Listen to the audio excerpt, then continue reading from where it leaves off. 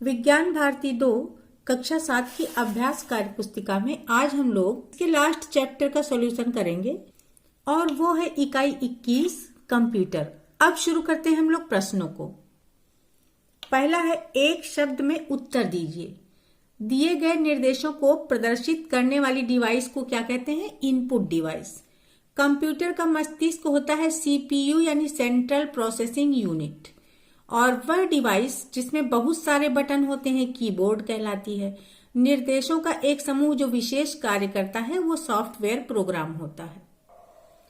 2 number प्रश्न है, चित्र को पहचान कर उनका नाम और उपलब्धि लिखिए। तो ये फोटो बना हुआ है चार्ल्स बेबेज का, यहाँ पे हमें इनका नाम लिख देना है और इनकी उपलब्धि है कंप्यूटर का आविष्कार, इसीलिए इनको कंप्यूटर का जनक भी कहा जाता है।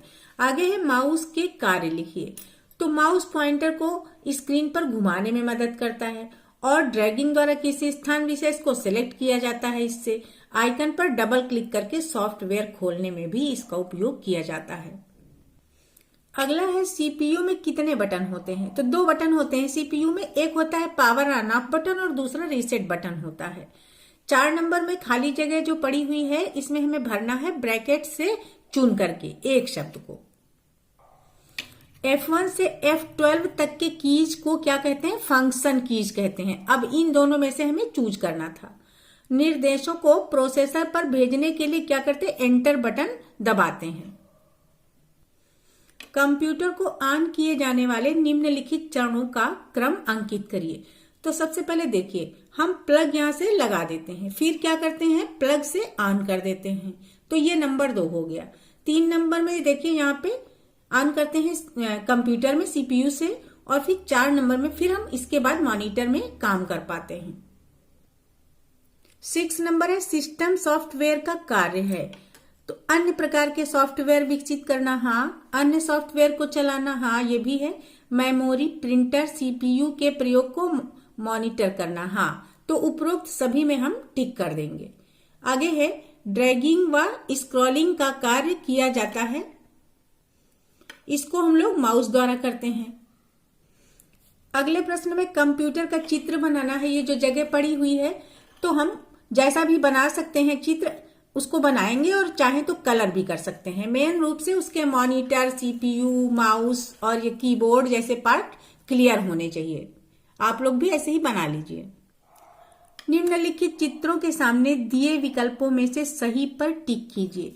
तो यहाँ पर हम इस चित्र को देख रहे हैं, तो ये लैपटॉप का चित्र है, तो लैपटॉप के सामने हम टिक कर देंगे।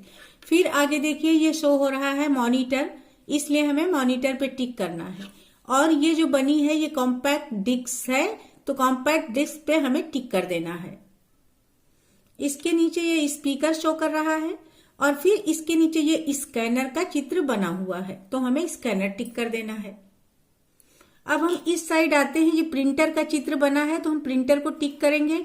और ये बना है पेन ड्राइव, उसके आगे ये वेब कैम बना हुआ है और उसके नीचे है ये सीपीयू का चित्र, सबसे नीचे ये माउस बना हुआ है। 10 नंबर है, चित्र में प्रदर्शित कीबोर्ड के बटनों को पहचान कर उनके नाम लिखिए। तो यहां पर देखिए, हम कीबोर्ड के सारे बटनों को पहचानते ही हैं। F1 से F12 तक की फंक्शन की है, अभी हम पीछे देख चुके हैं। और ये वाली ये टैब की है, इधर ये बैक स्पेस की है। और अब हम नीचे की साइड आ जाते हैं। ये यहाँ पर देखिए, ये कैप्स लॉक की है और ये वाली है शिफ्ट की। फिर यहाँ पे ये स्पेस बार बना हुआ है और ये एंटर की हो गई, ये है एरो की। तो हमें ऐसे ही लिख देना है इनके नाम। 11 नंबर है, निम्नलिखित चित्रों को देखकर इनपुट और आउटपुट डिवाइस को छांट कर लिखिए।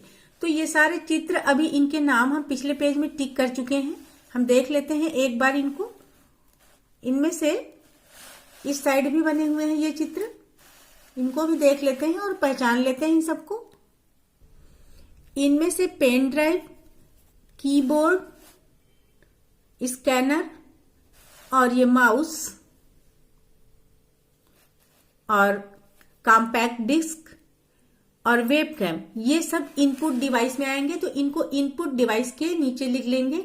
इसके अलावा जो बचते हैं उनमें से देखिए, ये हेडफोन नीचे बना हुआ है और प्रिंटर, स्पीकर, ये आउटपुट डिवाइस में आएंगे। इसके अलावा कुछ ऐसे हैं जिनमें से सीपीयू जो कि इनपुट और आउटपुट दोनों डिवाइसेज में आता है, और वाईफाई राउटर ये जो बना हुआ है यहाँ पे वाईफाई राउटर और ये सीपीयू बना है, ये दोनों में आते हैं, इनपुट और आउटपुट डिवाइस, इसलिए इनको हमने यहाँ पे अलग करके लिख दिया है।